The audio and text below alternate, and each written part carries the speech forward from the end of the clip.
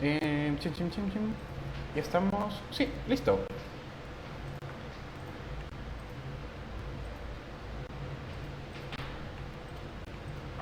A ver. Y. Pero, normal, normal, ¿ah? Si tienen alguna, necesitan alguna ayuda o algo por el estilo, normal. Alessandra, te muestro. Se los dije en la anterior, que se los iba a pasar para acabar la clase. Que ya me compartieron. Es más, ahí les muestro. Ahí está tal cual. Notas de tus chicos. Tal cual, ahí está. Yo se los voy a pasar a finalizar las clases, nada más. Les paso las pizarras, les paso el material de mañana y les paso sus notas de su evaluación. Y ahí hablo también de una observación más. Hay una observación de parte del coordinador Randy, pero ya luego les menciono. Bien, chicos, vamos a empezar de nueva vez con la clase de literatura a cargo del maestro Elías León. Chicos, gente, estrellitas, no se vayan a olvidar cualquier duda o consulta, pueden hacerla a través del chat, el maestro te cuenta con la tablet, o de preferencia, Ángel, si estás ahí, a través del microfonazo. Sí, estrellitas, así que comenzamos de una vez con la clase.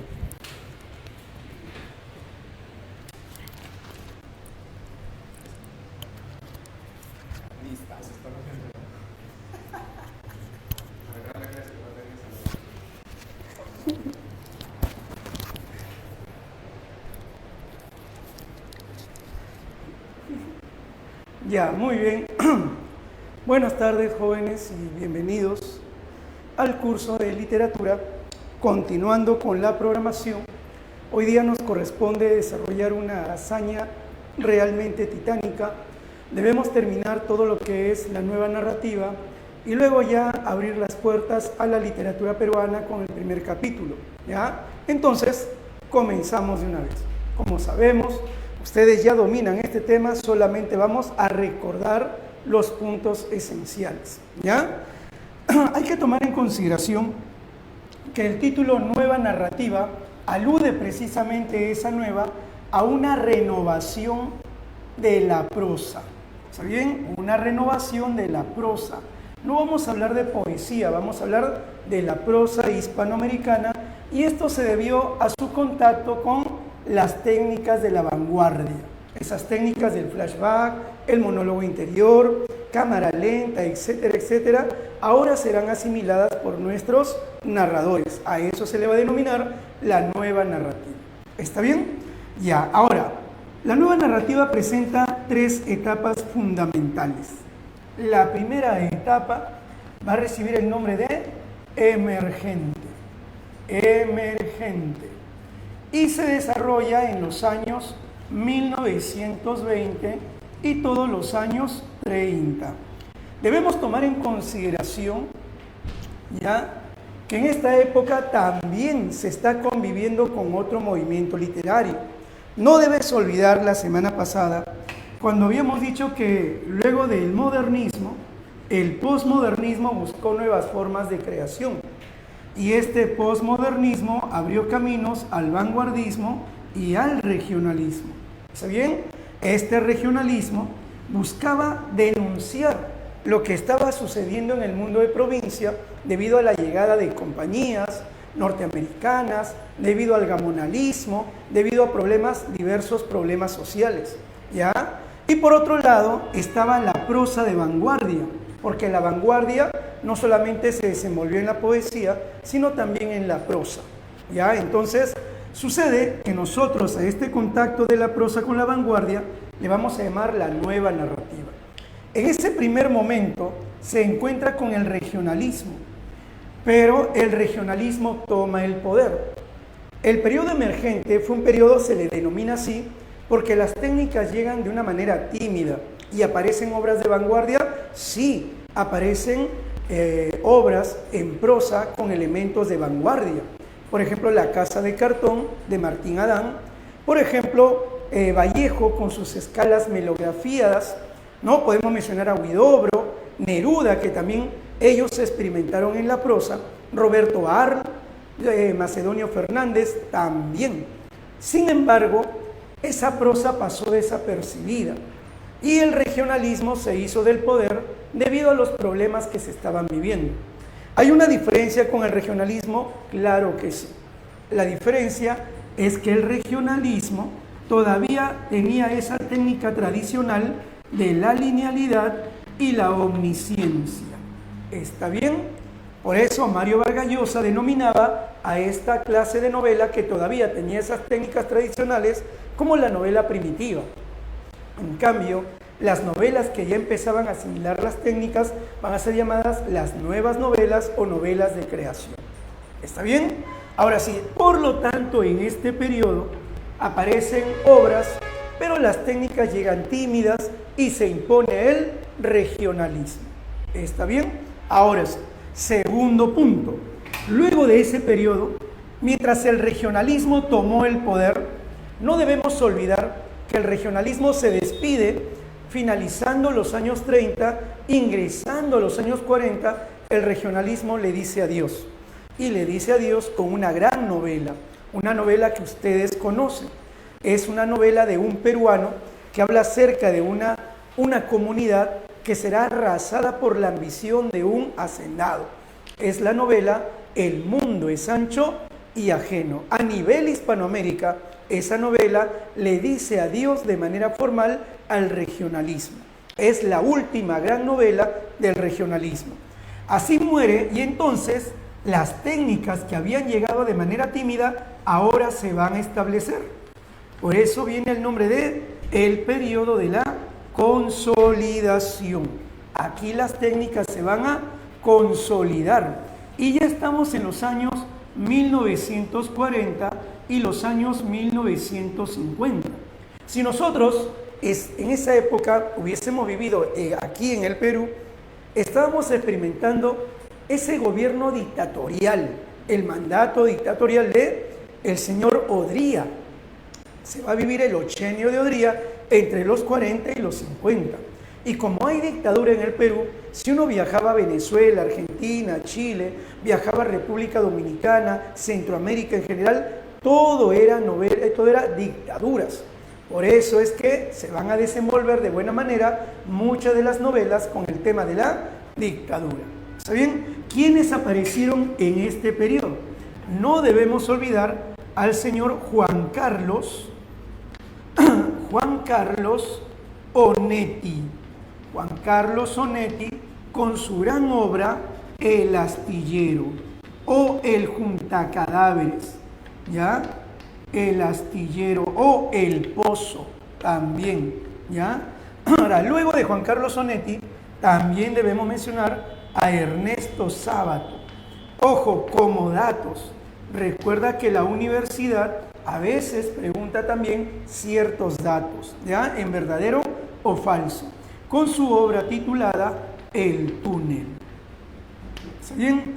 Luego, también dentro de esta tendencia de corte fantástica, existencial y con tono filosófico, no debemos olvidar a Jorge Luis Borges.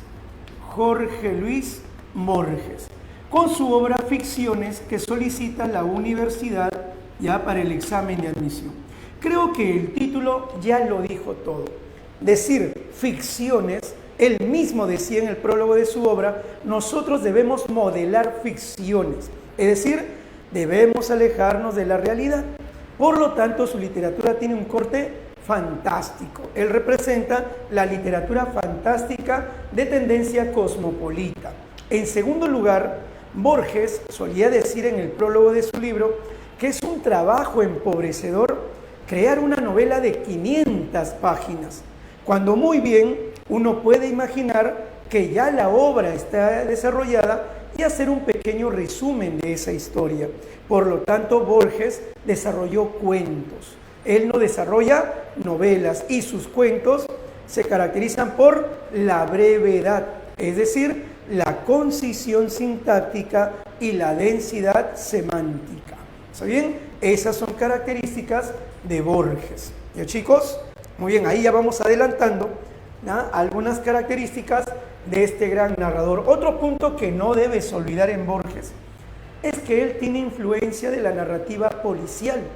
Por eso sus cuentos presentan una trama policial que te van dejando con datos escondidos y en suspenso. Cuando al final se revela la situación, en el fondo te plantea un enigma filosófico. Eso es lo interesante de Borges. ¿Está bien? Ahora sí, dejamos a Borges y ahora debemos mencionar también, por si acaso viene como dato, Juan Rulfo, con su gran novela Pedro Páramo, novela enmarcada dentro del llamado realismo mágico. Ahí está. ¿Está bien? También no debemos olvidar a Miguel Ángel Asturias. Miguel Ángel Asturias, Premio Nobel de Literatura en el año de 1967. Ese año fundamental para nuestra literatura, ya que ese año también se publica 100 años de soledad y Mario Vargas Llosa obtiene el premio Rómulo Gallegos Internacional. ¿Ya? Alguna vez la Universidad San Marcos preguntó sobre Miguel Ángel Asturias. Preguntó quién es el escritor de la narrativa hispanoamericana del siglo XX que desarrolló sus obras en base a los mitos mayas. Hay que recordar que Asturias era de Guatemala y en Guatemala en el pasado se habían establecido los mayas, que según en su creencia ellos decían que el hombre se había formado a partir del maíz. Por eso él tiene una novela titulada Hombres de Maíz. Sin embargo, la novela más celebrada de Asturias será El Señor Presidente, una novela de la dictadura, basada en una experiencia porque él vivió la experiencia de la dictadura de más de 20 años del señor Manuel Estrada Cabrera. ¿Está bien? Luego de Asturias y Rulfo, que muchos los enmarcan dentro de lo que viene a ser el realismo mágico, aparece otro señor, Alejo Carpentier. Alejo Carpentier. ¿Ya? Al igual que Miguel Ángel Asturias, Alejo Carpentier vivió en una época de dictadura. Es verdad que Carpentier nace en Europa, pero a temprana edad, ¿no? Sus padres lo llevan a Cuba y él se siente hondamente cubano y él empieza a conocer la cultura cubana. Hay que recordar que en Centroamérica habían traído cualquier cantidad de esclavos del África. Así que él se va a relacionar con este mundo mágico afro. ¿Está bien? Ahora, ¿qué va a suceder? Que Asturias y Carpentier, mira, los dos, se van a conocer allá en Europa, escapando de las dictaduras de sus países. Ellos se conocen y también el venezolano Arturo Uslar Pietri. Y los tres se encuentran allá y se enamoran del surrealismo. ¿Ya? Cuando se enamoran del surrealismo, les pareció interesantísimo esta libertad de la creación del surrealismo, el recurrir al mundo onírico, ¿no? Sin embargo, fueron descubriendo algo, que lo que planteaba el surrealismo aquí en América Latina se vivía de manera cotidiana, que no necesitábamos forzar a la imaginación como hacían los surrealistas para poder desarrollar una literatura pues que impacte, que sorprenda.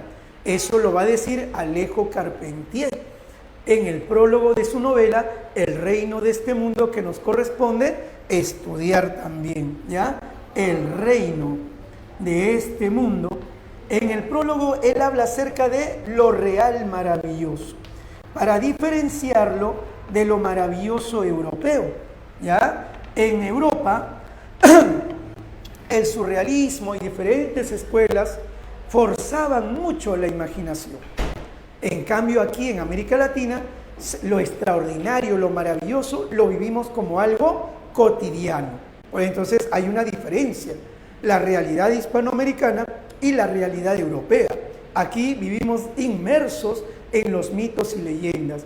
Aquí creemos que cuando un perro aúlla en la noche es porque alguien se va a morir.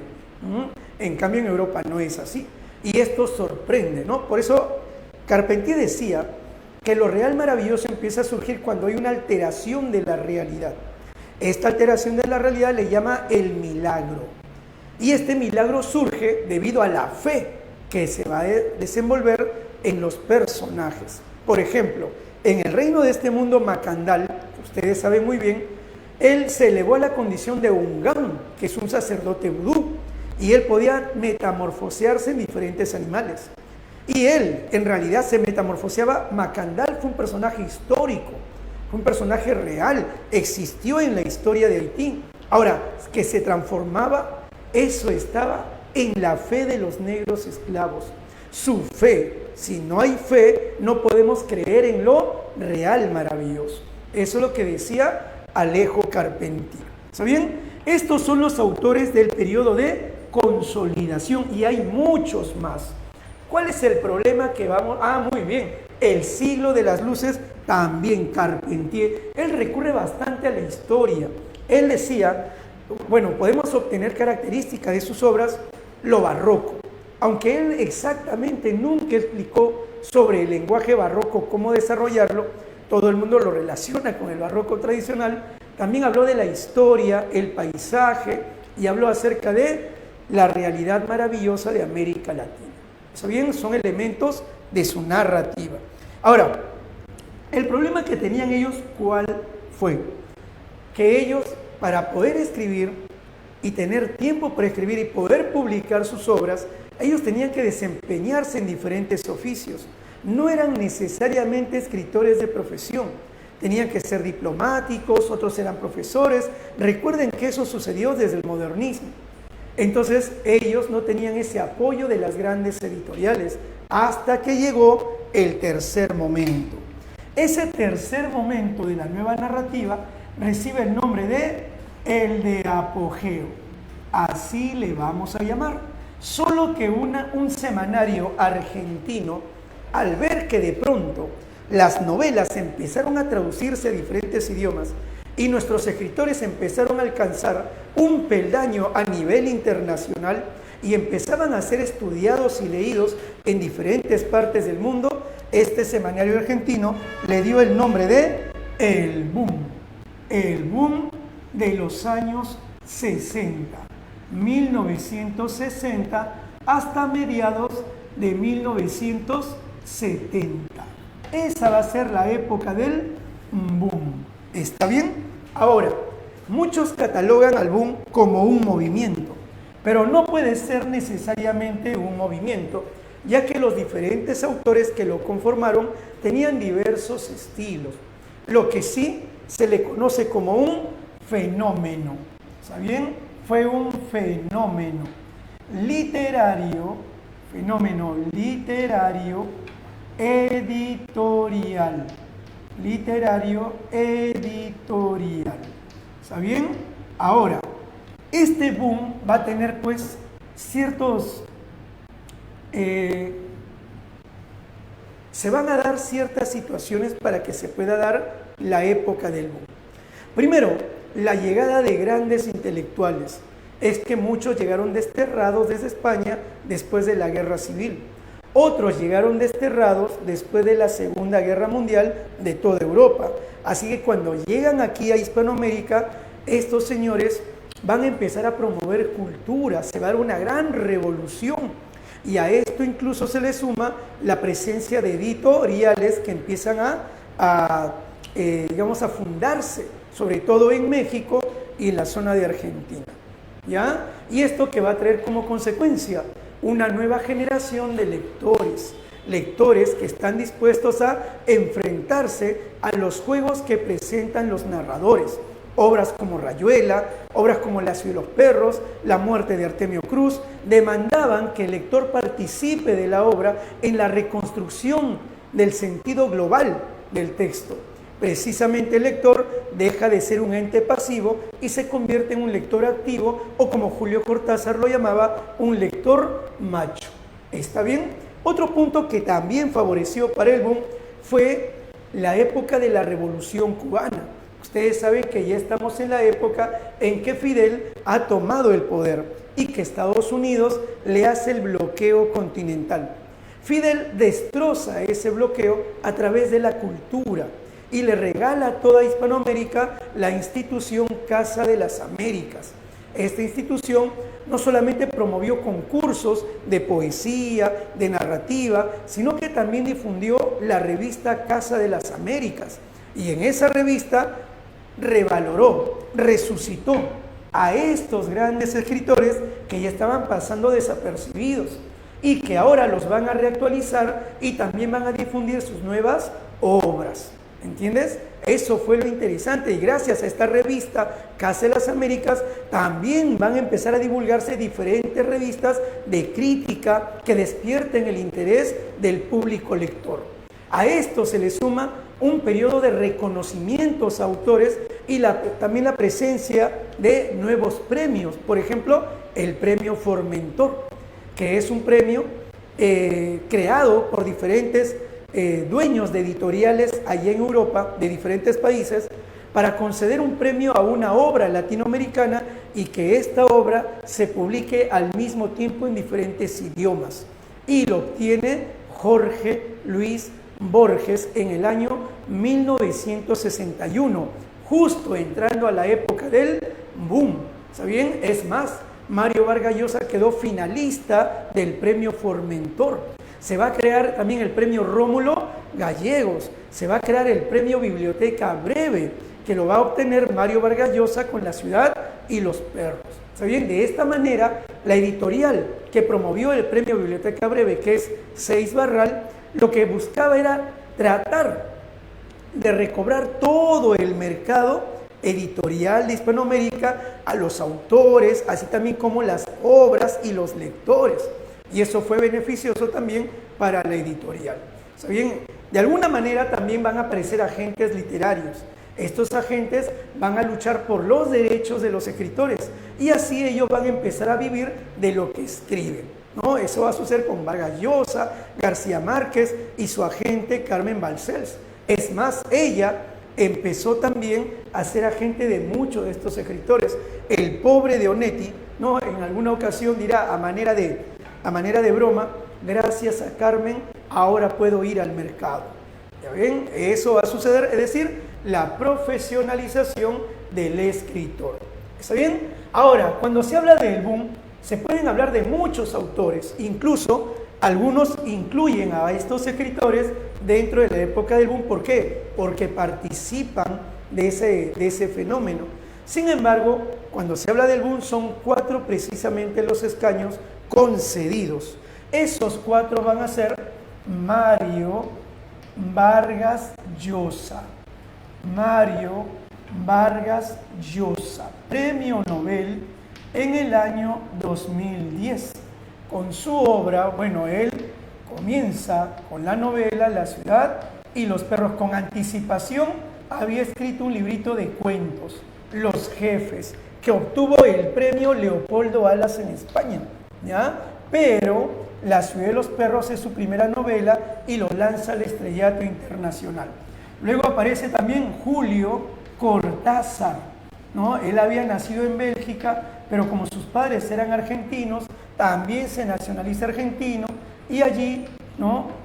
En base a un jueguito que en Argentina le llaman rayuela, es que él también escribe la novela, esta famosa antinovela así llamada, ¿ya? También aparece el mexicano Carlos Fuentes, ¿ya? Con la obra Cambio de piel, La muerte de Artemio Cruz, La frontera de cristal, Las cabezas de la hidra, etcétera, etcétera, etcétera. ¿Está bien? Y por último, aquí también aparece el maestro Gabriel García Márquez. Yo sé que ustedes saben muy bien que él fue Premio Nobel de Literatura en el año de 1982. ¿Ya? Premio Nobel 1982. Y la obra que solicita la universidad, 100 años de soledad. Listo, chicos. Ahora sí. Creo que hasta este punto ya no tenemos problemas. ¿Ya? Muy bien. A ver. ¿Ya? A ver. Por otro lado, ya tenemos las etapas. Ahora tenemos que hablar de las características. Características de la nueva narrativa. Si es nueva, significa que va a haber asimilación de novedosas técnicas. A ver, muchachos. Pregunta. El narrador omnisciente que había prevalecido en la época del regionalismo queda de lado. ¿Está bien? Y en su lugar va a aparecer un nuevo narrador que también escribe en tercera persona. ¿Ya? Solo que este narrador va a recibir el nombre de narrador. A ver, ¿cómo se llama ese narrador? Él es el narrador objetivo. Si escribe en tercera persona, ¿cuál es la diferencia con el narrador omnisciente? ¿Cuál es la diferencia, no? Es que el narrador omnisciente, como su nombre lo dice, es un narrador Dios.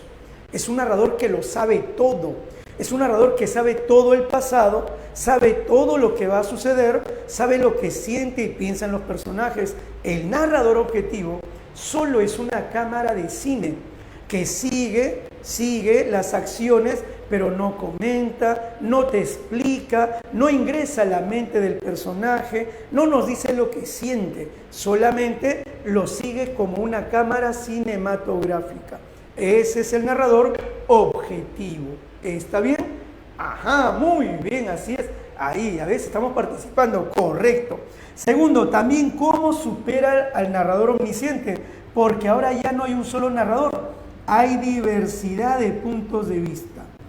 Diversidad de puntos de vista. Van a haber diferentes narradores. ¿Está bien? Ejemplo, ¿qué novela presenta esta característica? A ver, muchachos, una novela, un ejemplo, podemos mencionar La hojarasca de Gabriel García Márquez. La obra La hojarasca es una novela muy hermosa, todo está en monólogo interior, pero son tres personajes, a través de sus monólogos se reconstruye toda la historia. Entonces ya no va a haber un solo narrador, sino diferentes puntos de vista. Es un anciano, es su hija y también el nieto. A través de esos tres monólogos se reconstruye toda la historia. Otra, la ciudad y los perros. No solamente hay un narrador, el boa, el jaguar, el poeta, van a haber diferentes personajes que van a narrar la historia y nuestra misión simplemente es tratar de reconstruir todo el sentido del texto, todo el sentido global del texto. ¿Está bien? Ahora sí, otra característica que no debemos olvidar es el monólogo interior, el libre fluir de la conciencia. ¿Ya? El monólogo interior, a diferencia del narrador tradicional que decía, por ejemplo, entonces ella se recostó en la hamaca y recordó a su primer amor, la primera flor que le había regalado, la primera sonrisa y aquel aroma a tabaco. Ya ves, eso es un narrador omnisciente que nos hace ingresar a la mente del personaje. Ella recordó, ella soñó. En cambio, el monólogo interior no es así. Sí, es él. Y ahora llega su recuerdo con una flor en la mano, como aquella vez, cuando yo lo había besado por primera vez, con el aroma a tabaco. Ya ves, ahí está, ya ingresamos a la mente del personaje de manera directa. Eso es el monólogo interior.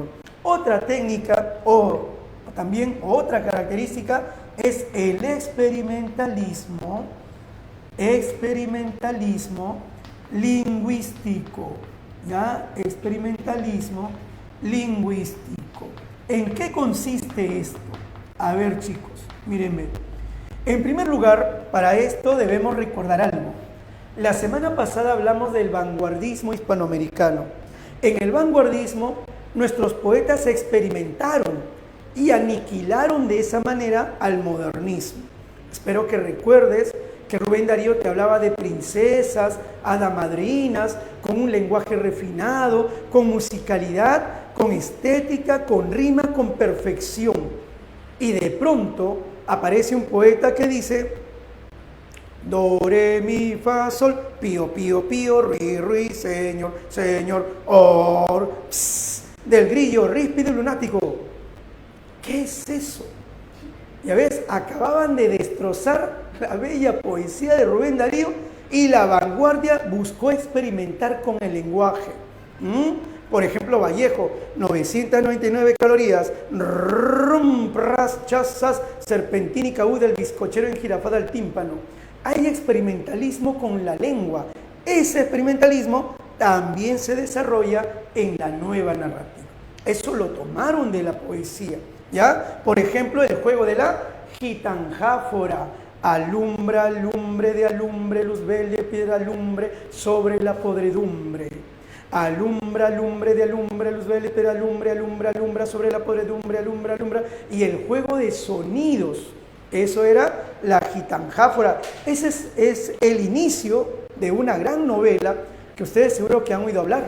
La novela El Señor Presidente de Miguel Ángel Asturias. Así comienza esa novela. O si no, el famoso Gíglico. Este Gíglico inventado por Julio Cortázar en su novela Rayuela.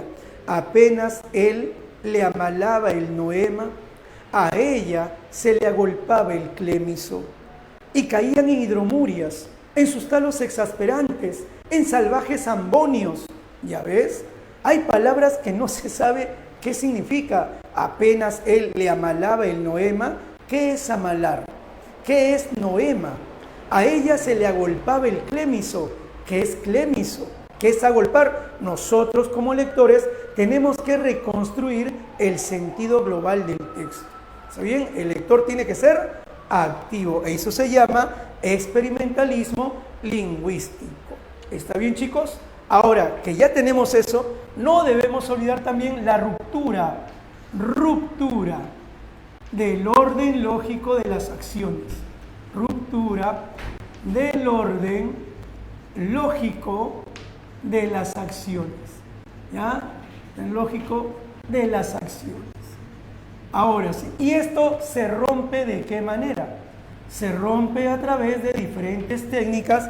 A ver, muchachos, ¿cómo se llamaba esa técnica que retrocedía en el tiempo rápidamente y volvía? Recibe el nombre de el famoso flashback, correcto. O también el raconto. O de repente el diálogo telescópico. Cuando ustedes leen, por ejemplo, el final, ese hermoso final de la novela La ciudad y los perros, en que el jaguar se reencuentra con su amigo, el amigo que lo había llevado por el campo de la delincuencia, del alcohol, del cigarrillo, que era el flaco Higueras. Cuando se reencuentra con él al final de la novela, entonces a través del diálogo se cruza en el tiempo con el pasado. Y entonces ahí nos damos cuenta que él se casó con Teresita, que terminó trabajando en un banco. Esos diálogos de pronto te lanzan al pasado. Y aparece un personaje del pasado y luego vuelve al presente. Ese es el diálogo telescópico. ¿Está bien? A esto vamos a sumarle algo más. ¿De dónde se van a tomar estas características? Nuestros escritores lo van a tomar, por ejemplo, de los norteamericanos, como William Faulkner, como John Dos Passos, como Ernest Hemingway, o de los europeos, como James Joyce, como Marcel Proust y otros más. ¿Está bien? Eso quiere decir que nuestros escritores abrieron las puertas a todas las literaturas. Por lo tanto, esa característica recibe el nombre de cosmopolitismo. El cosmopolitismo. ¿Está bien? No solamente eso, sino que gracias a las técnicas que han asimilado, nosotros ahora podemos revalorar nuestras tradiciones. Queríamos contar nuestras tradiciones, pero a veces era necesaria una técnica. Entonces va a haber una especie de transculturación, así le vamos a llamar, transculturación narrativa. Transculturación narrativa. ¿Está bien?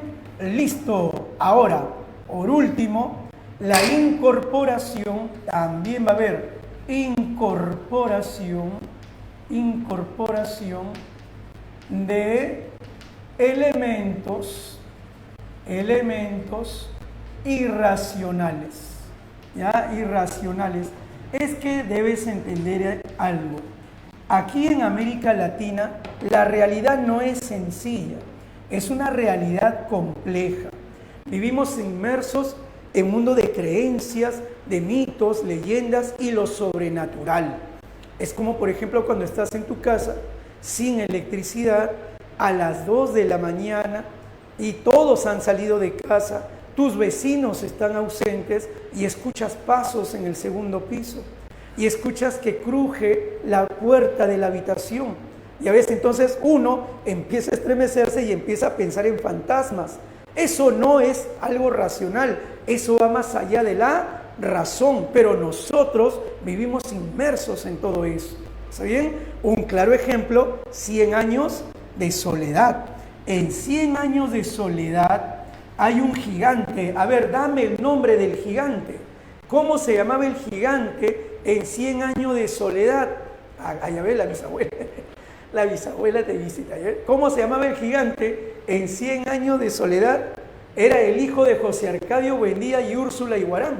Era el primogénito. Y si era el primogénito, ¿qué nombre le van a poner, chicos? Si es el primogénito, normalmente le ponen el nombre del padre. Era el gigante José Arcadio.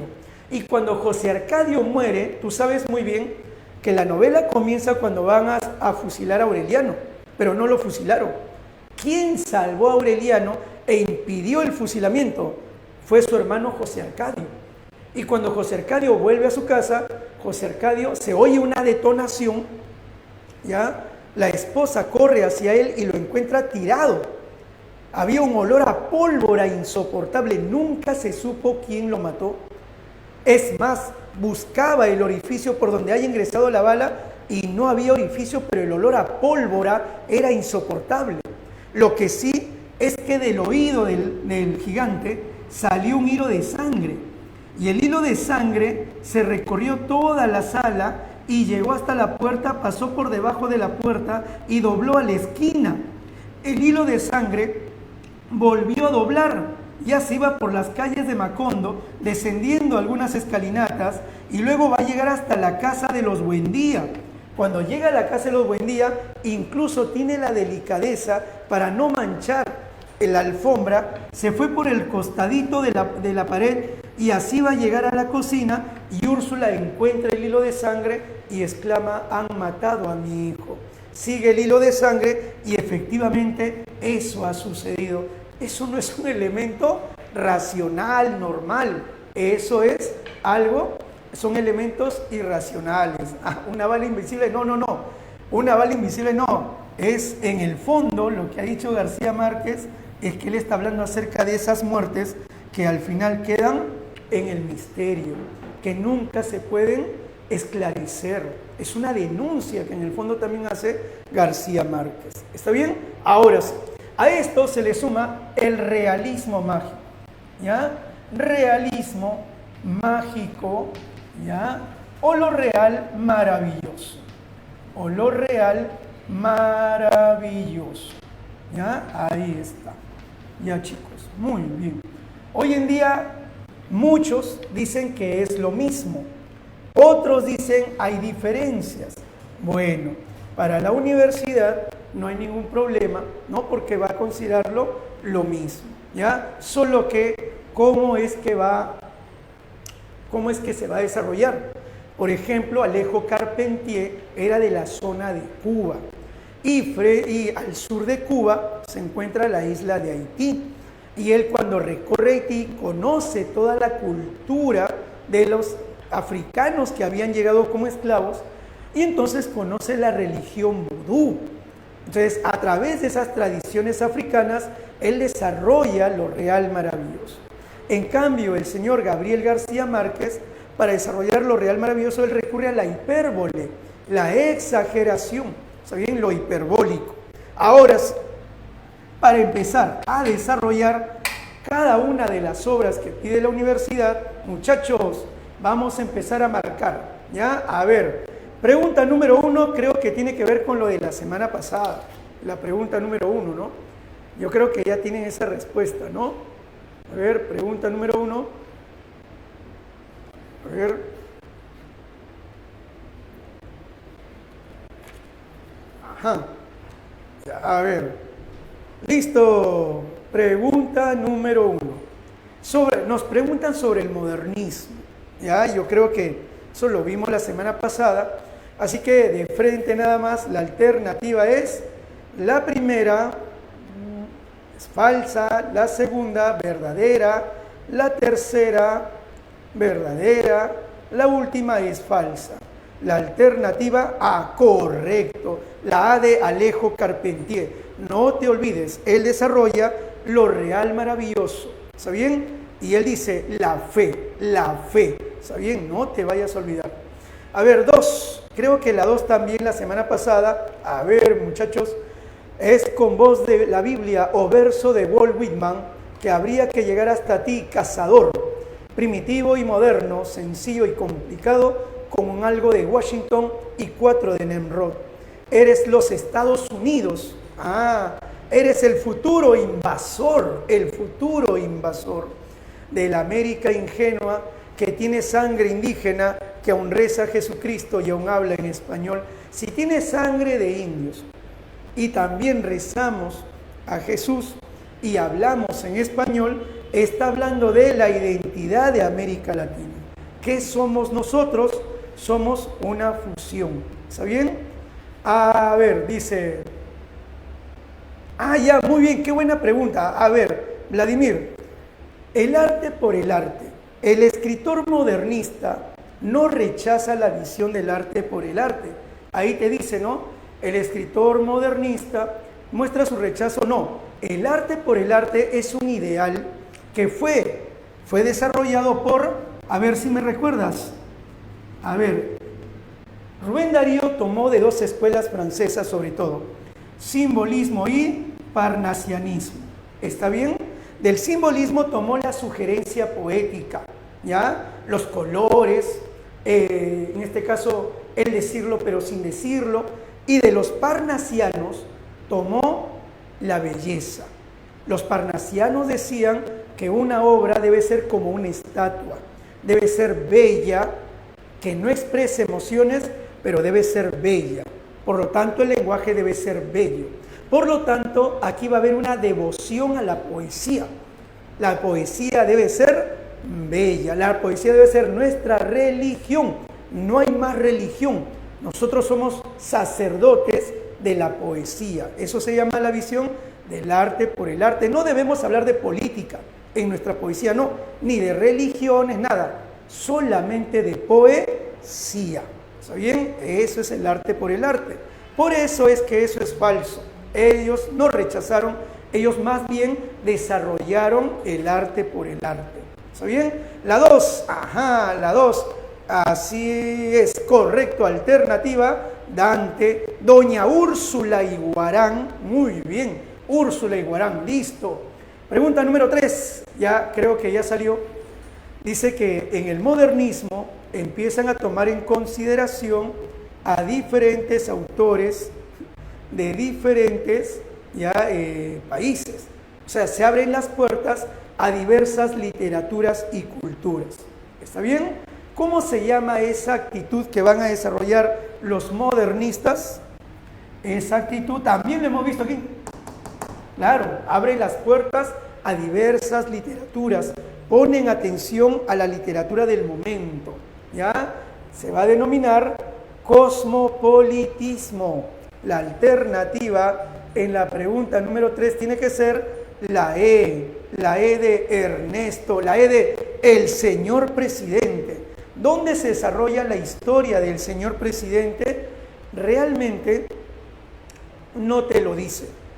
Eso significa que esa dictadura se puede dar en Bolivia, en Perú, en Venezuela, en Colombia, en Chile, en Argentina, etcétera, etcétera. Incluso el nombre del presidente tampoco se menciona. Significa que puede asumir cualquier personalidad. ¿Está bien? Seguimos. Pregunta número 4. Creo que eso también lo leímos la semana pasada, chicos. Ya, creo que vamos a dar la clave ahí nada más. En esa época, ya, en la pregunta número 4, el artista percibe la incomprensión social hacia sus ideales. Claro, el músico se está expresando y está sufriendo porque no tiene el apoyo, porque para la sociedad capitalista Un artista es un loco, por eso dice, solo me espera la celda del manicomio. La alternativa sería la B de Doña Bárbara, Bárbara, la B de Bárbara. ¿Está bien? Listo. La 5, creo que también hablamos de Pablo Neruda y dice, soy el desesperado, la palabra sin ecos, la palabra sin ecos. Y si no hay eco de la palabra, eso significa que no hay una respuesta. Él envía la palabra y espera una respuesta. Y si envía la palabra y no hay respuesta, ¿eso qué significa, muchachos? ¿Ah? ¿Eso qué significa? Que entre los amantes fracasó la comunicación. 5, me dicen, correcto, la 5. Carpentier, Clotaldo, muy bien. Estamos recordando la vida de sueño. Qué bueno que recuerdas.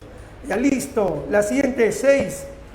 Cuando Neruda compara el cuerpo de la amada con la naturaleza, como por ejemplo, cuerpo de mujer, blancas colinas, muslos blancos. Te pareces al mundo en tu actitud de entrega, y mi cuerpo de labriego salvaje te socava y hace saltar el hijo del fondo de la tierra. Entonces, ¿qué es lo que está buscando? Ajá, muy bien. La alternativa E, correcto. Alternativa E de Ernesto. No se vayan a olvidar de Ernesto. Ya, la E de el coronel, no tiene quien le escriba por ahí. Ya habían mencionado también el coronel de Gabriel García Márquez. Listo, muchachos. Ahora sí, vamos a Edgar Allan Poe. Muy bien, El pez en el agua. Hermoso libro, ¿ya? A ver, 7. En la pregunta número 7 dice, llegué a la plaza. Tienes tu razón. Me llevó hasta allí el bullicio de la gente y creí que de verdad la había. Creí que de verdad había porque escuchó bullicio. Yo ya no estaba muy en mis cabales. Recuerdo que me vine apoyando en las paredes como si caminara con las manos y de las paredes parecían destilar los murmullos como si se filtraran entre las grietas y las descarapeladuras. Yo los oía. O sea, él está caminando pegado a la pared y salen murmullos de las grietas de las paredes. ¿Eso es algo normal? Creo que no, ¿no? Dice, eran voces de gente, pero no voces claras, sino secretas, como si me murmuraran algo al pasar, o como si zumbaran contra mis oídos. Me aparté de las paredes y seguí por mitad de la calle, pero las oía igual que si vinieran conmigo, delante o detrás de mí. No sentía calor, como te dije antes por el contrario sentía frío. Desde que salí de la casa de aquella mujer que me prestó su cama y que, como te decía, la vi deshacerse en el agua de su sudor. Vio a una mujer deshacerse en el agua de su sudor. ¿Eso es normal? No. ¿Eso es algo racional? No. A ver, muchachos, ¿cuál sería la respuesta? Es un fragmento de la novela Pedro Páramo de Juan Rulfo. Es más, el título original era Los Murmullos. Luego lo titula Pedro Páramo. Y listo, la clave sería la alternativa de Dionisos, de Dante, de Ditirambo. Ya, correcto. 8. Sobre Carpentier. En su novelística, Carpentier desarrolla temas míticos y mágicos expresados mediante esos temas míticos, mediante qué lo va a expresar. A ver, ¿cuál sería la respuesta en la pregunta 8? Recuerda que él era de la zona caribeña, él es de Cuba y él había viajado a Haití. En Haití conoció la independencia de Haití, la lucha de los negritos por su libertad, ¿saben? Y entonces le empezaron a contar historias alucinantes. La respuesta sería la alternativa. A ver, la búsqueda de la identidad por parte de los caribeños autóctonos, no. Te está diciendo cómo se manifiesta ese mundo mágico. Y cómo, muy bien, cómo se manifiesta por medio de una religiosidad con influencia de la tradición africana. Correcto, Ernest Hemingway, Premio Nobel de Literatura en el 54, y perteneciente a la generación perdida, él va a regalarnos, por ejemplo, la técnica del iceberg. muchos van a seguir esa técnica de Hemingway. John Dos Passos, también de La Generación Perdida, él nos regaló el narrador objetivo. William Faulkner destrozó, ¿no? Va a destrozar el orden lógico del relato, el orden lógico de las acciones. ¿Ya, chicos? Es el autor del Viejo y el Mar. Claro, ese es Ernest Hemingway. Muy bien, correcto. Ahora, para marcar la siguiente pregunta sobre el reino de este mundo. Muy bien, chicos. Escuchen bien. Vamos a empezar aquí. ¿Ya? El reino de este mundo. El reino de este mundo. ¿Ya? Muy bien. La historia del reino de este mundo, lo que se va a narrar son hechos reales y los personajes han existido en la vida real. Son personajes históricos. El contexto en el que se desarrolla más o menos, mira, a ver, estamos entre siglo XVIII y siglo XIX. ¿Está bien? Ojalá que recuerdes que a finales del siglo XVIII alguien comenzó la lucha por la libertad en el Perú. ¿Quién fue ese señor que se rebeló en tinta?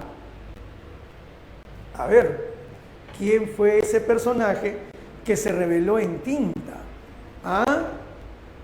En 1780, el 4 de noviembre. A ver, chicos, y comienza entonces el proceso de la lucha por la independencia del Perú. ¿Ah? Claro, correcto, muy bien. Aquí aparece Túpac Amaru II. ¿Está bien? 1780. Y terminamos el proceso de independencia en 1824, porque ese año capitulamos, bueno, se va a dar la capitulación de Ayacucho. ¿Está bien? Listo, y ahí ya comienza nuestra vida republicana de manera formal. ¿Ya? Entonces, mira, ve, este tiempo coincide con el tiempo del reino de este mundo. El reino de este mundo habla de la lucha por la independencia de Haití. Es la primera lucha por la independencia de toda Latinoamérica. Pero no fue en contra de los españoles, fue en contra de los franceses. Se rebelan contra los franceses y la historia, la novela, te habla acerca más o menos de una época de 1757, porque Macandal existió en la vida real y él va a morir, él se rebela y muere por esa época.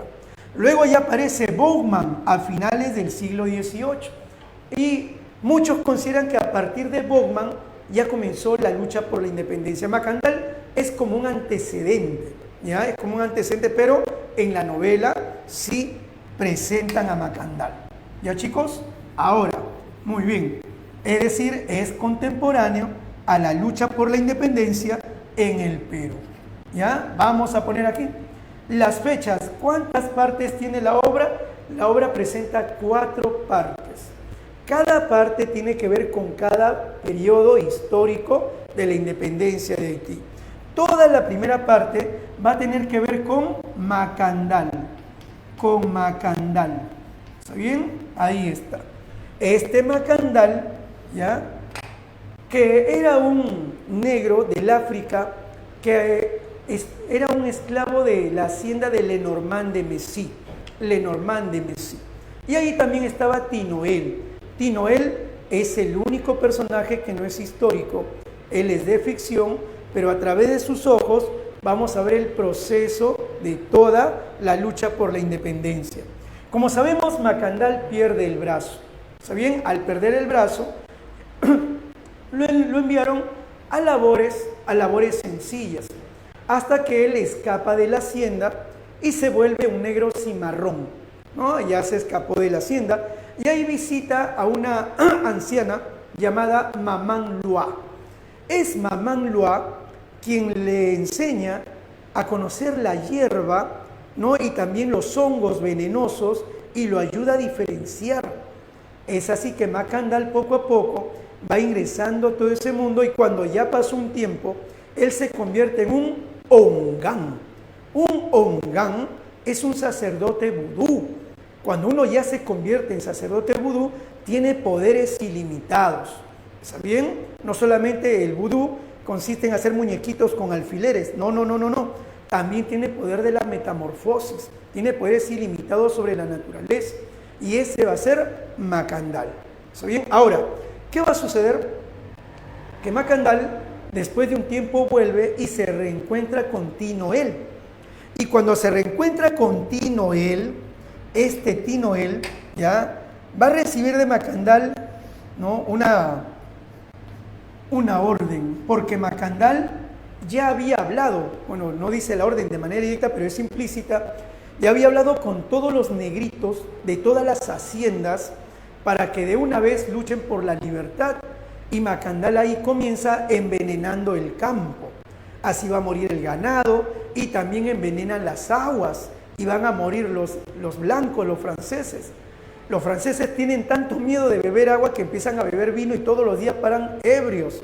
Hasta que un día deciden tomar a un negrito y lo obligan a hablar. Y allí el negrito habló. ¿Está bien? Y va a decir que fue Macandal quien estaba generando toda esta ola de muertes. Después de un tiempo, porque Macandal tiene el poder de la metamorfosis, después de un tiempo lo van a tomar prisionero. Profesor, ¿y de verdad se transformaba? Chicos, eso depende de los negritos, la visión que ellos tengan de la realidad. Ellos tenían fe en que Macandal podía transformarse en animal. ¿Está bien? Esa fe, ¿no?, es que lo que genera el milagro. Y esta alteración de la realidad del milagro, eso es lo real, maravilloso, decía Carpentier. Ahora, sucede que a Macandal lo van a quemar. Y cuando lo van a quemar, los negros no se van a rebelar, están esperando que lo quemen. Porque Macandal había hecho una promesa a todo el mundo, que él se va a burlar de los blancos y va a realizar su última transformación y se va a quedar en el reino de este mundo. ¿Está bien? Esa era la promesa de Macandal. Así que cuando empiezan a quemarlo, efectivamente, debido a que él era manco, él se soltó de las sogas y ya envuelto en humo y en fuego, él salta sobre la turba de los negritos. Y los negritos lo ven volar y gritan, Macandal Sauvé. Y comenzó el alboroto de los negritos, tanto que Macandal desapareció en el aire. Y todos los negritos dijeron, se transformó en mosquito, se burló de los blancos y cumplió su promesa. Todos estaban ahí alborotados, saltando, llenos de alegría, pero no se dieron cuenta de que Macandal realmente no se había transformado, sino que Macandal había caído al suelo y los franceses sí lo vieron y lo tomaron y lo metieron de cabeza al fuego. ¿Está bien? Ahí está. Ese pasaje nos muestra a nosotros, gracias a Carpentier recurre a ese pasaje para poder mostrarnos la diferencia entre la visión europea y la visión de estos negritos haitianos. ¿Está bien? Y todos volvieron felices a sus hogares. Luego de la muerte de Macandal hay que esperar más tiempo todavía. Macandal más o menos 1757, 58, y luego se espera muchos años hasta que aparece Bowman. Y Bowman, este personaje también es histórico, él llega con unas nuevas ideas. Él empieza a decir que allá en Francia todos somos iguales, que allá en Francia todos los negros son libres. Entonces, si está hablando de que en Francia ya todos son iguales, ¿qué acontecimiento se acaba de dar en Francia a finales del siglo XVIII? A ver, chicos, ¿qué acontecimiento? A ver, finales del siglo XVIII en Francia. ¿Qué acontecimiento se acaba de dar? Correcto, es contemporáneo a la Revolución Francesa. Estamos en los años 1791, 92, esos años. Y él ha llegado de Jamaica, él es llamado Bowman el jamaiquino. Y él ha llegado a Haití y entonces hace un pacto en el Bois Caimán, que le llaman el bosque del Caimán, en esa zona, hace un pacto con sus dioses del Gran Allá para comenzar la lucha contra el dios de los blancos. Ese pacto, ojo, fue real. Los libros de historia de Haití también pregonan ese pacto, ¿ya? Y esta cimarronada, que podríamos llamarle así, fue terrible. Destrozaron muchas haciendas, cometieron excesos, pero al final ellos fueron sometidos. Así como Macandal murió, a Bogman también lo van a decapitar. Y no solamente a Bogman, a todos los negritos que habían participado de esta revuelta. Ahí también estaba incluido Tinoel y muchos esclavos negros de Lenormand de Messi. Sin embargo, el amo vio a Tinoel y a los negritos, dijo: no los maten, ellos son de mi hacienda, me los voy a llevar a La Habana, a Cuba. A buen precio quería vender a los negritos. Ahora, él pensaba llevarlo a La Habana, pero la novela dice que él llegó a Santiago de Cuba. La Habana queda en el norte, Santiago de Cuba queda al sur, frente a Haití. Ahí va a llegar Lenormand de Messi con Tinoel. Cuando llegan a ese lugar, a Santiago de Cuba, el amo se dedicó al alcohol, se dedicó también al juego y lo perdió todo. Va a morir así, ¿no? De tanto alcohol, porque había perdido a su esposa en la primera peste, pierde a su amante en la segunda cimarronada, estaba desolado. Y a Tinoel incluso, y a los negritos los perdió a otro amo, los apostó. Así Tinoel pasa a otro amo y luego junta sus moneditas y decide volver a Haití. ¿Está bien? En el momento en que Tinoel se fue y vuelve, han pasado años. En ese lapso, alguien había llegado a Haití. A ver, chicos, quiero que me digan algo. Después de la Revolución Francesa, ¿quién se hace del poder en Francia e instaura un imperio? A ver, ¿quién? Después de la Revolución Francesa, ¿quién se hace del poder? Correcto, estamos muy bien en historia. Napoleón. Y Napoleón ya estableció el imperio. Mira, contemporáneo Napoleón. ¿Y quién crees que va a llegar aquí a Haití? La hermanita de Napoleón, Paulina Bonaparte. Ella fue enviada junto con el esposo, el general Leclerc. ¿Está bien? Pero lastimosamente, se va a dar una peste. La peste del vómito negro. Así muere el esposo de Paulina, así mueren muchos hombres. Paulina tiene miedo de haber contraído la enfermedad. Y entonces ella tenía un esclavo llamado Solimán, era un negro gigante, que le va a decir que él puede curarla, que le puede hacer también incluso baño de flores, pero eso sí, ella tiene que confiar en los dioses de Solimán. Y ella se debate en todo ese mundo entre el cristianismo y el mundo de los dioses de Solimán. Al final, ella regresa a Francia y bueno, pues continúa su vida. Según la historia, se casará con otro personaje.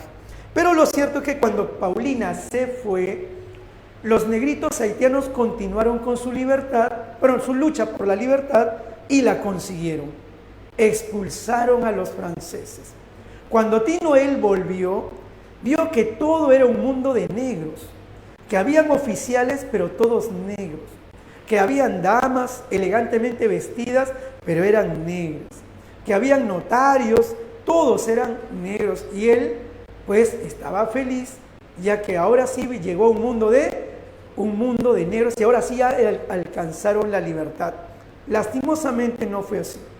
Ahí lo agarraron a palazos y los mismos negros lo llevaron al palacio de Sanssouci, que es el palacio del rey Henry Christophe, y luego lo mandaron a la ciudadela de La Ferrière, que todavía existen los restos. Y en la ciudadela de La Ferrière, él tiene que ayudar a terminar la construcción de la ciudadela. ¿Y quién era Henry Christophe? Los negritos habían luchado tanto por la libertad y al final un negro los esclaviza. Eso es lo más triste. Él dice, lo que más duele es verse apaleado por un negro, no pelicrespo como yo, bembudo como yo, que me maltrataban antes los blancos, pero estos son más crueles todavía. O sea, un negro esclavizó a los mismos negros. Ese señor era Henry Christophe, y Tinoel lo conoció al inicio de la novela, siendo chiquillo nada más. Lo conoció cuando era cocinero en la calle de los españoles. ¿Está bien? Allí está Henry Christophe, el primer rey negro de Haití. ¿Ya? Henry Christophe. Listo. Y como era muy cruel, todos empezaban a odiarlo. Henry Christophe construyó la ciudadela de La Ferrière con el miedo de que vengan a invadir Haití, que los franceses quieran recuperar Haití, y pues levantó una gran ciudadela que podía resistir pues digamos un ataque durante muchos años, ¿no? Esa es la gran ciudadela que todavía hoy en día sobrevive. Lo cierto es que él un día cayó, le había dado parálisis, en la vida real sucedió así, y al final los negritos se van a rebelar contra él, y él prefirió suicidarse. Él se va a suicidar, ¿está bien? Así muere Henry Christophe, el primer rey negro de Haití. ¿Está bien? Al morir Henry Christophe, entonces Tinoel vuelve a la hacienda de su amo y, qué pena, empezaron a aparecer unos agrimensores que medían la tierra. Entonces se dio cuenta que eran mulatos, eran los mulatos republicanos. Y estos señores empezaron a medir la tierra y querían llevarse a los negritos para esclavizarlos de nuevo, ¿no? La triste historia de Haití. Lo cierto es que Tinoel ahí empezó a realizar metamorfosis. Lo que hacía Macandal, Tinoel también lo va a desarrollar y se va a transformar en arañón, se va a transformar en abeja, se va a transformar también en ave, se va a transformar en hormiga, para mala suerte, porque unas hormigas cabezonas se acercaron y le dieron objetos para que cargue, y él recordó a todos los esclavizadores. Al final se transformó en ganso. Entonces él comprendió algo, ¿no? Si bien tenía el poder de la metamorfosis, Macandal utilizaba la metamorfosis para luchar por la libertad. Tinoel entonces decide continuar la lucha y lanza su grito contra estos mulatos republicanos que quieren esclavizar a los negros. De pronto viene una tormenta y el viento se llevó a Tinoel y nunca más se le volvió a ver. Esa es la historia de el reino de este mundo. Ya ustedes ya conocen, solamente hemos hecho un repaso urgente. ¿Ya, chicos? Muy bien. Tinoel, no te olvides, Tinoel es el personaje que desde el inicio de la novela hasta el final, ¿está bien? Él se va a desenvolver. ¿Ya? A través de sus ojos nosotros vamos a ver cómo fue la lucha por la independencia de Haití. Listo, vamos a marcar. Rápido, muchachos. Pregunta número 9, creo que ya salió la pregunta número 9. Creo que ya salió. A ver, ¿cuál sería la respuesta? Correcto, Bowman es decapitado. Dunia, correcto, alternativa Dunia, alternativa Dionisos. ¿Está bien? La pregunta número 10. Vamos a la pregunta número 10. Tiene que ver con 100 años de soledad. Ahora, pues, muchachos, vamos a colocar aquí 100 años. 100 años de soledad. Primero, en palabras de Mario Vargas Llosa, 100 años de soledad es una novela totalizadora.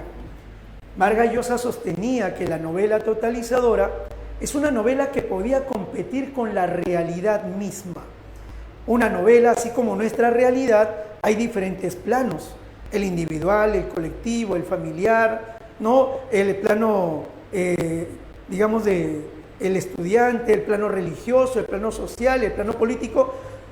Es una realidad bastante compleja, y cuando una novela contiene todas esas realidades, compite con la realidad misma. Eso es una novela totalizadora. García Márquez celebró Mario Vargas Llosa, ¿no? En su gran obra Historia de un deicidio, ¿no? La considera una novela totalizadora.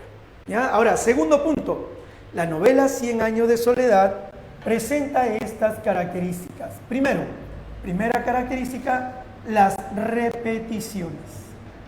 Las repeticiones, no solamente de nombres, sino también de algunas acciones. Por ejemplo, ¿está bien? Úrsula, cuando está con los niñitos José Arcadio II y Aureliano II, ya pues son niñitos y ella ya está envejecida, ella los ve a desenvolverse y dice: esto ya lo vi hace tiempo. el tiempo está dando vueltas, dice, ¿no? El tiempo ya da vueltas demasiado.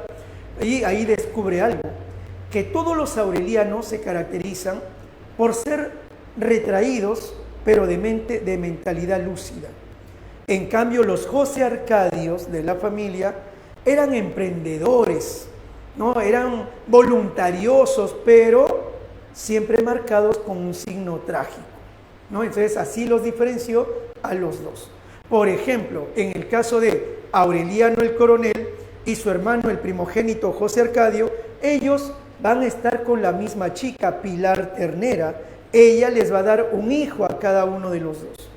Así también se repite más adelante, José Arcadio II y Aureliano II, ellos van también a compartir a una chica llamada Petra Cotes. ¿Ya ves? Entonces la historia se va repitiendo. Así como José Arcadio Buendía y Úrsula Iguarán eran primos y tenían miedo de engendrar un niño con cola de cerdo, Amaranta y su sobrino Aureliano José, él se enamoró, tuvo una pasión, se despertó en él una pasión volcánica hacia su tía. Es más, hasta le declaró su amor y quería casarse con ella. Ella le dijo que no. Entonces, él le dijo, no me importa que seas mi tía. No, eso es lo de menos. El problema es que vamos a tener niños con cola de cerdo. O sea, el miedo al niño con cola de cerdo todavía se mantenía. Mira cómo se van repitiendo las acciones. ¿Está bien? Eso es, en las repeticiones. ¿Qué más? Las enumeraciones. También enumeraciones. Y así como también hay enumeraciones, van a haber exageraciones. ¿Ya? Exageraciones.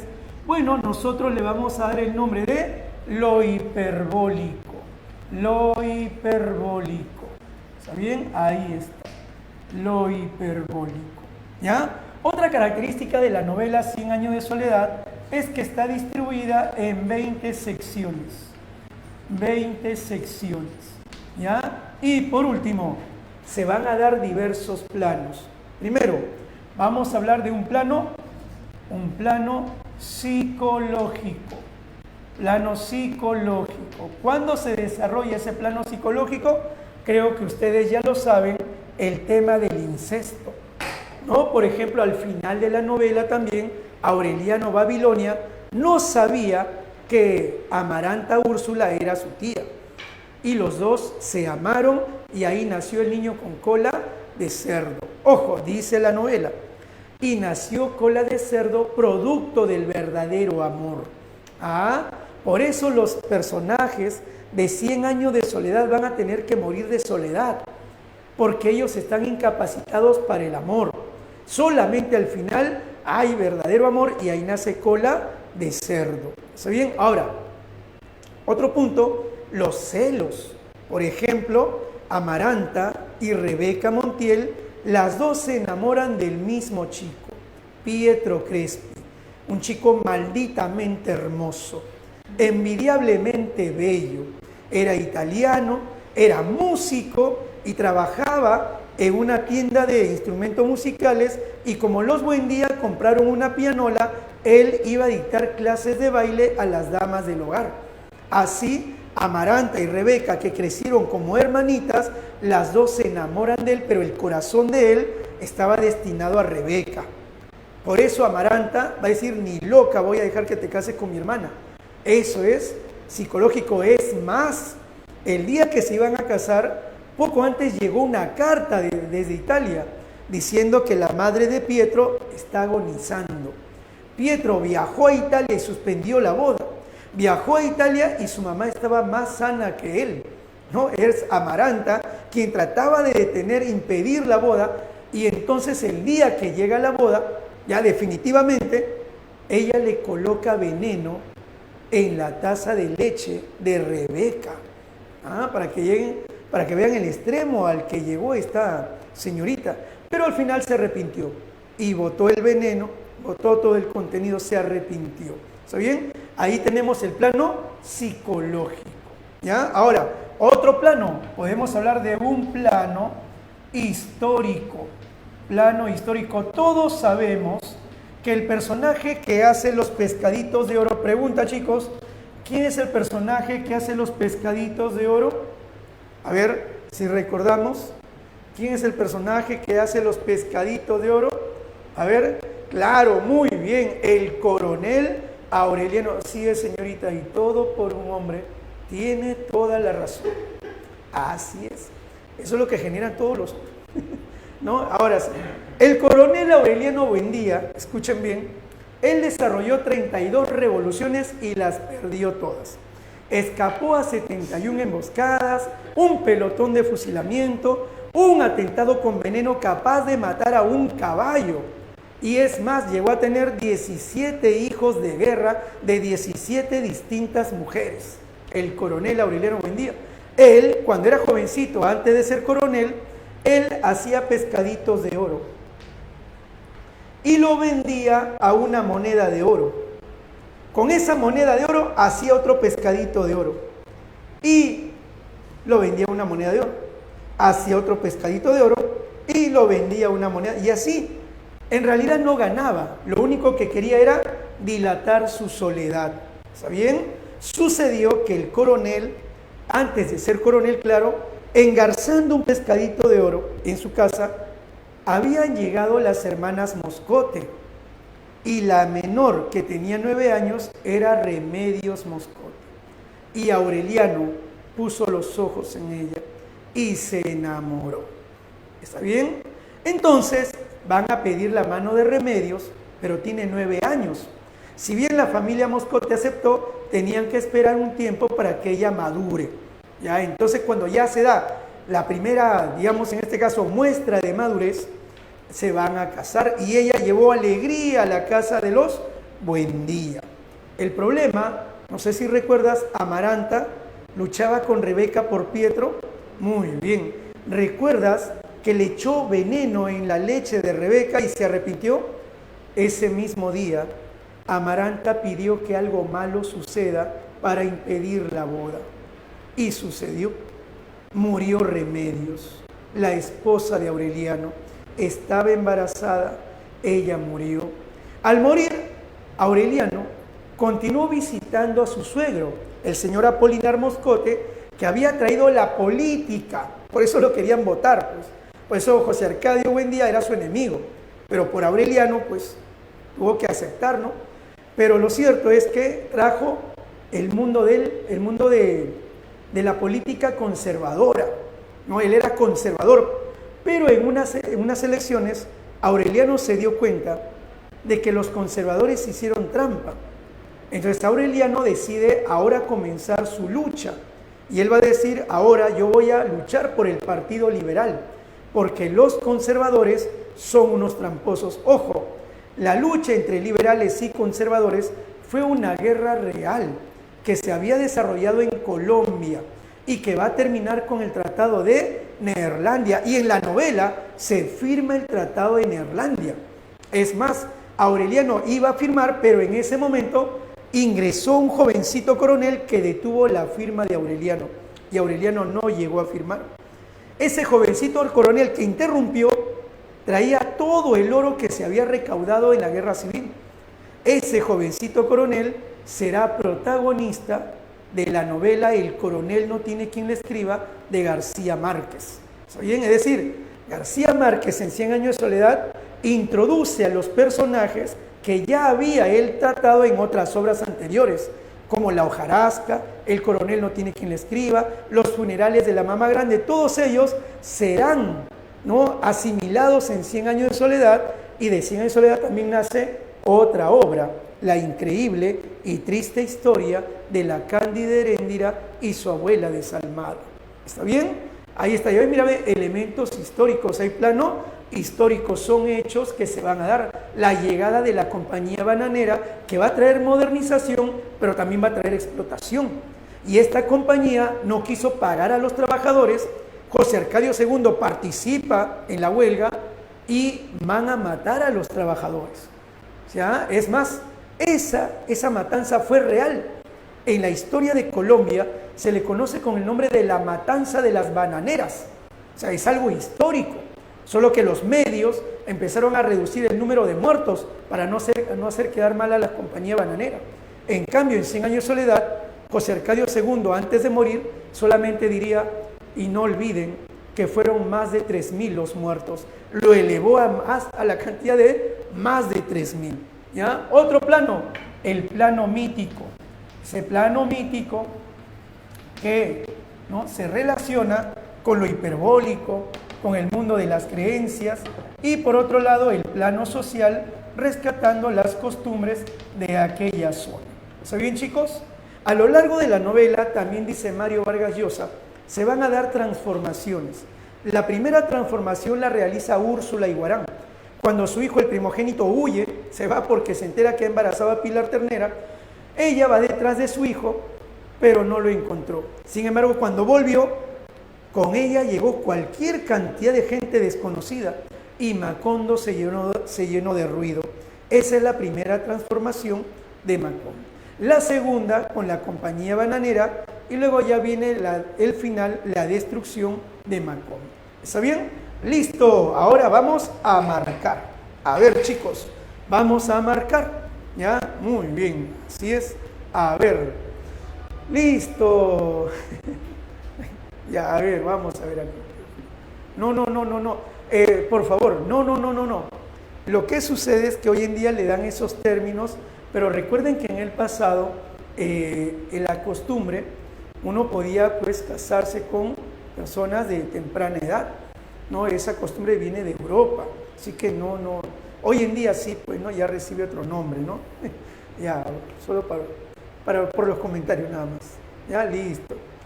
No, el coronel solamente se queda como liberal, nada más, él va a ser liberal. Su suegro era conservador, el suegro sí era conservador, ¿ya? A ver, vamos a marcar. La pregunta número 9 dice, perdón, 10 dice, los últimos de la estirpe son Aureliano Babilonia y Amaranta Úrsula. Sí, verdadero. Ellos van a engendrar al niño con cola de cerdo. El coronel Aureliano representa las fuerzas conservadoras. Falso. Ajá, ya tienen la respuesta. Hasta ahí va verdadero y falso. La tercera, falsa, porque no estanca la modernización. Sería verdadero, falso, falso. Y la última, verdadero. Alternativa, Clarín, correcto. El suegro se llamaba Apolinar Moscote. Así se llamaba el suegro, Apolinar Moscote. ¿Saben? Él venía que las casas se deben pintar de azul, ¿no? El partido conservador, y lo votaron del pueblo. Él volvió con la esposa, con las hijas y con soldados, y dijeron, le permitimos quedarse, pero nada de política. Aquí sin política vivimos bien. ¿Está bien? Ese era. ¿Ya? Listo, a ver, seguimos. Listo, a la número 11. Le indignó el rubor que doró sus mejillas el día en que el sobrino preguntó hasta cuándo pensaba llevar la venda negra en la mano. Ah, ella es Amaranta y su sobrino Aureliano José. ¿Ya?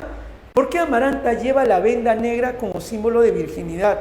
No sé si ustedes recuerdan, la pobre Amaranta pidió que algo malo suceda y murió Remedios. Ella carga con esa muerte. Cuando Pietro Crespi ya no se casa con Rebeca, Rebeca se casa con José Arcadio, el primogénito. Pietro se va con Amaranta y Amaranta lo recibe. El problema es que luego Amaranta lo rechaza.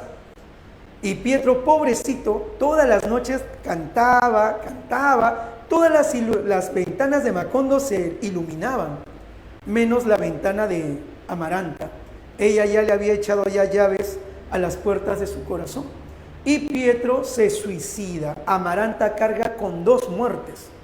Por eso, luego de la muerte de Pietro, ella fue a la cocina, puso la mano en el fogón hasta que se le achicharró la carne y se vendó con una tela negra como símbolo de su virginidad y juró morir así. Y va a morir así. ¿Está bien? Así es. ¿Ya, chicos? Ajá. Sí, pues no se decide. Ya, a ver, ¿por qué la 3 es falsa? Ya.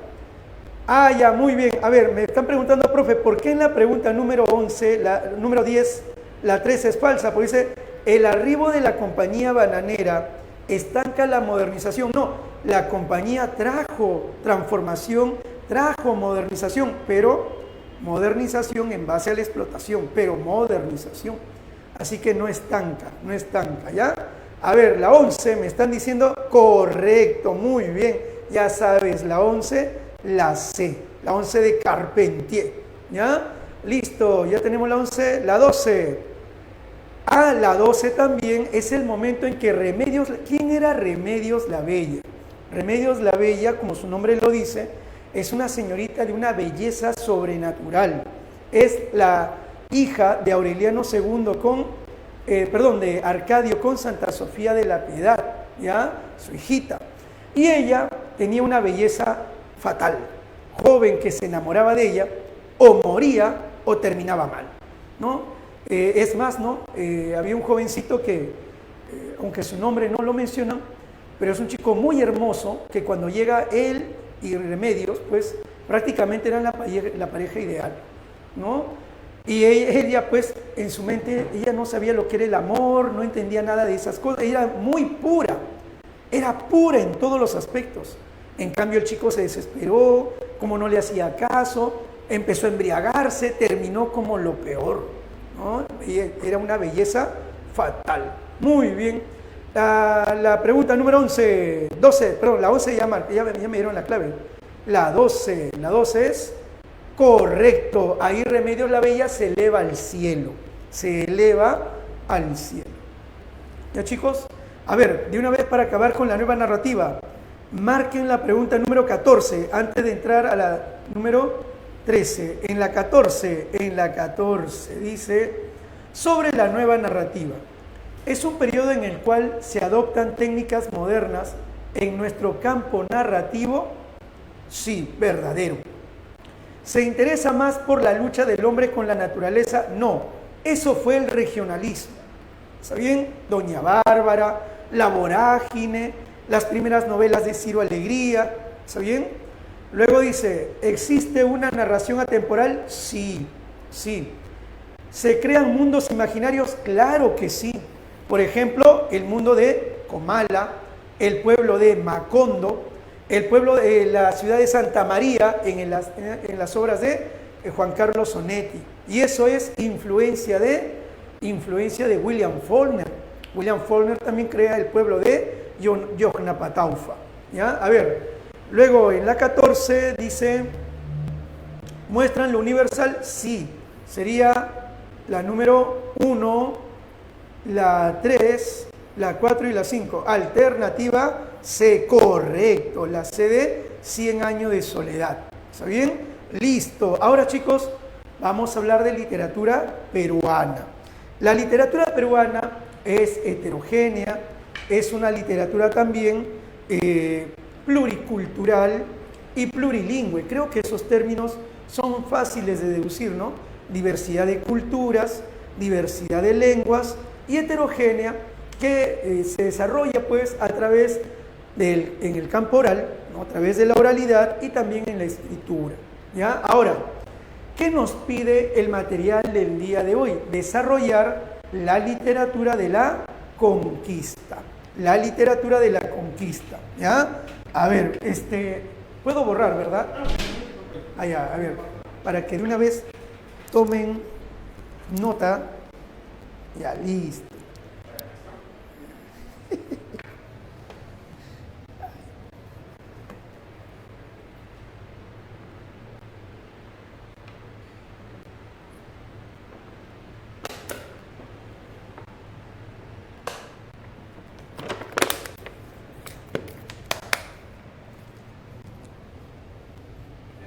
Ya, listo. Ahora sí. Hay una pregunta, creo. ¿Sí?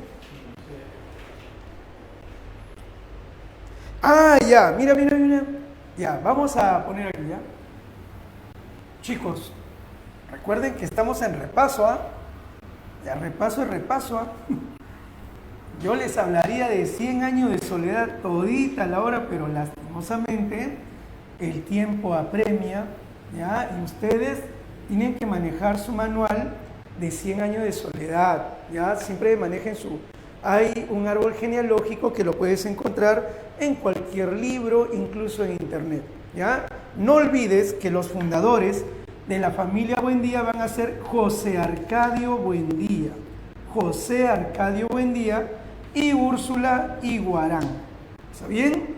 De ellos van a nacer 3 niños, que van a ser José Arcadio, el primogénito, Aureliano y Amaranta, ¿ya? Así que no vayan a confundir. ¿Está bien, chicos? Luego ya de aquí viene Rebequita Montiel.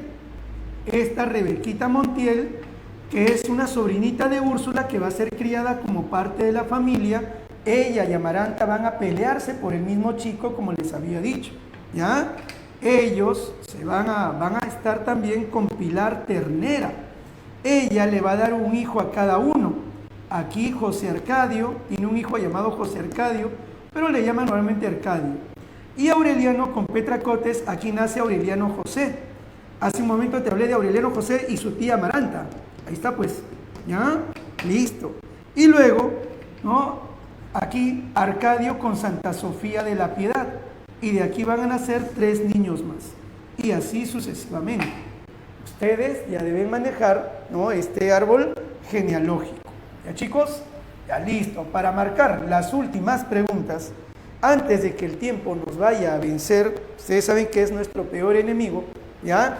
La literatura de la colonia nos están pidiendo las crónicas, ¿ya?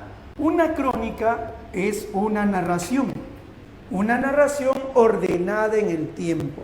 Eso es una crónica. Número 2.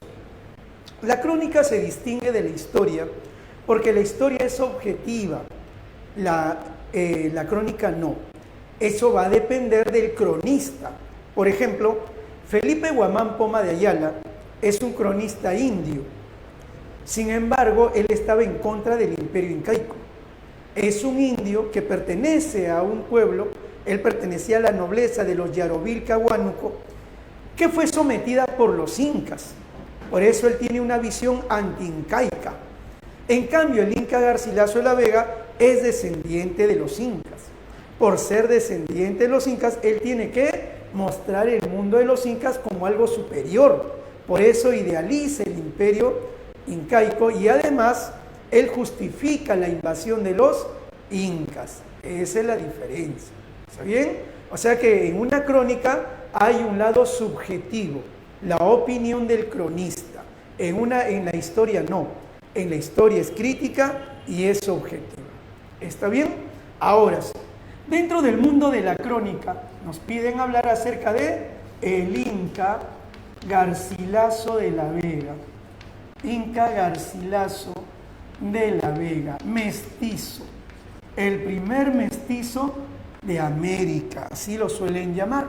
Este Inca Garcilaso de la Vega, ¿ya? Cuando él llega a España, va a llegar a España a reclamar la herencia del padre, se la van a negar y le van a decir que su padre era un traidor. Lastimosamente el padre cometió errores en vida. Él traicionó a la corona española apoyando a Gonzalo Pizarro y salvándole la vida. Y luego traicionó a Gonzalo Pizarro y se pasó al bando de la corona. Entonces allá fue catalogado como traidor y muchas crónicas hablaron mal del padre de Garcilaso.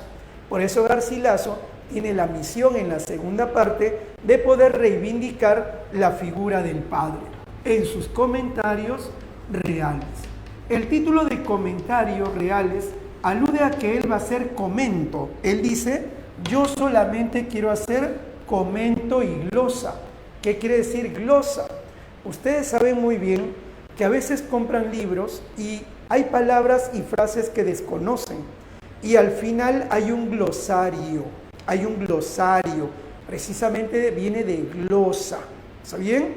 Lo que dice Garcilaso es que muchos cronistas han hablado del imperio incaico, pero yo tengo mayor autoridad para hablar del imperio. ¿Por qué? Porque yo fui criado por los príncipes incas. Mi madre era descendiente de Túpac Yupanqui. Por lo tanto, mis tíos, que eran aspirantes al trono inca, me hablaron del mundo de los incas. sea, tengo información de primera mano, no como los otros cronistas que lo oyeron nada más. Yo tengo la fuente directa. Número 2, ellos desconocen el quechua. Yo manejo quechua.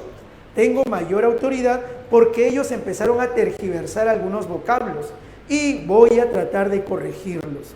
Esa es la visión de Garcilaso. Por eso dice, voy a hacer comento, o sea, voy a aumentar algunas cosas y glosa, voy a corregir algunas palabras que ellos no han podido decir bien o explicar bien porque no manejaban el quechua. ¿Está bien? Los comentarios reales se dividen en dos partes. La primera parte habla del mundo de los incas, sus tradiciones, costumbres, sus gobernantes, su religión. Tiene un carácter enciclopédico. Por otro lado, la segunda parte habla de la guerra civil entre conquistadores y la necesidad de rehabilitar la figura del padre. Garcilaso, siendo mestizo, tiene una necesidad, la necesidad de justificar la invasión de los incas y luego la llegada de los españoles. Para eso, ¿él qué va a hacer? Y esto vino en examen de admisión. Esto vino en examen de admisión. Escucha, vino un fragmento de los comentarios reales, ¿ya? Y Garcilaso en ese fragmento exageraba la barbarie del mundo pre-inca. Pero era verdad. Sabemos muy bien que en el mundo pre-inca es verdad. Habían muchos pueblos que eran bárbaros, pero no todos. Habían culturas que habían logrado cierto grado de civilización. Ustedes pueden recordar en el campo de la medicina, en el campo de la textilería, en el campo de la orfebrería, sí habían culturas, pero Garcilaso trata de exagerar el mundo pre-inca en cuanto a barbarie. ¿Para qué? Para decir que los incas han venido a civilizar, han venido a sacarlos de las tinieblas. ¿Está bien? Y para eso él recoge una leyenda, la leyenda de Manco Cápac y Mama Ocllo. A través de estos dos personajes, el sol va a enviarlos y ellos van a educar a los hombres y a las mujeres. ¿Está bien? Eso es lo que sostiene él. Ahora, también sostiene de que los incas, si bien tuvieron muchos dioses y adoraban al Inti, también había un dios al que celebraban bastante, que era Pachacamac. Según Garcilaso, Pachacamac se traducía como aliento de vida, según Garcilaso. Y si es aliento de vida, significa que es el Dios que nos proporciona el aliento de vida. Y si tú conoces bien, recuerdas bien, se relaciona bastante con un Dios que nos da el aliento de vida. O sea que sin querer, dice Garcilaso, los incas ya empezaron a abrir el camino para que llegue el cristianismo. Sin saberlo, los incas ya preparaban el camino. ¿Y quiénes van a traer al cristianismo? Los españoles. O sea, todo es proyecto de Dios. ¿Está bien? Eso es lo que dice Garcilaso. ¿Está bien? Ya, chicos, así justifica la invasión de ambos mundos. Muy bien, ahora sí. Ya. Señorita, no se resienta, por favor. Ya, ahora sí, vamos a ver. Pregunta número 13. Faltaba la 13, ¿no? La 13 es un fragmento de la obra La Florida del Inca. En realidad, el título era Historia de la Florida, solo que se le conoce también como La Florida del Inca. Y es una historia que Garcilaso, ¿de dónde va a tomar la fuente? Recuerda esto, ¿ya? Garcilaso toma fuentes de sus familiares de manera directa, toma fuentes de cartas que le van a enviar a España a sus condiscípulos y familiares, de donde también toma fuentes de entrevistas que va a hacer algunos amigos, y toma también fuentes de otros cronistas. Así él va a crear sus obras. Una de ellas es La Florida del Inca. Él se reencontró después de años con un amigo llamado Gonzalo Silvestre, que participó en la península de la Florida, participó en la expedición de Hernando de Soto y le contó todo lo que había sucedido en esa expedición. ¿Está bien? La respuesta ahí sería, por lo tanto, la alternativa C. Alternativa C. Y la última pregunta. Listo. En la última pregunta ya es un fragmento de los comentarios reales. Dice, lo que decimos que salieron los primeros incas del lago, de la laguna Titicaca, lo dice también Francisco López de Gómara. Ojo, está citando cronistas. En la General Historia de las Indias. También lo dice Agustín de Zárate y el muy venerable padre José de Acosta, de la Santa Compañía de Jesús. Lo dice asimismo en el libro famoso que compuso de la filosofía natural y moral del nuevo orbe. De manera que no decimos cosas nuevas, sino que como indio natural de aquella tierra ampliamos y extendemos. O sea, yo voy a decir lo mismo que ellos, pero yo voy a ampliar, voy a extender. Dice, ¿por qué? Con la propia relación la que los historiadores españoles, como extranjeros, acortaron por no saber la propiedad de la lengua. O sea, ellos no manejaban el quechua, yo sí. ¿Está bien? Dice, ni haber mamado en la leche aquestas fábulas y verdades como yo. O sea, yo recibí de manera directa todas esas fuentes, ¿no? De parte de mi familia. Listo, de acuerdo a eso, vamos a marcar. ¿Expresa el afán de rehacer la figura del padre? No, ahí no expresa ese afán.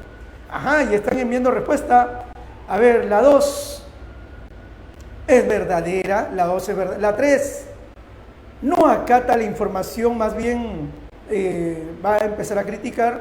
La 4 escribe un falso, correcto, alternativa D. Muy bien, muchachos.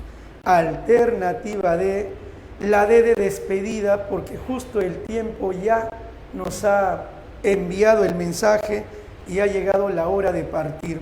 Ya, muchachos, la próxima semana nos vemos.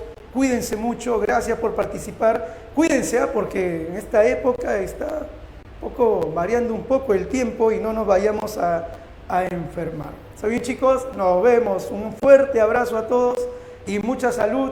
Y ya saben, a seguir estudiando. Repasen bastante ya, chicos. Nos vemos. Hasta la vista.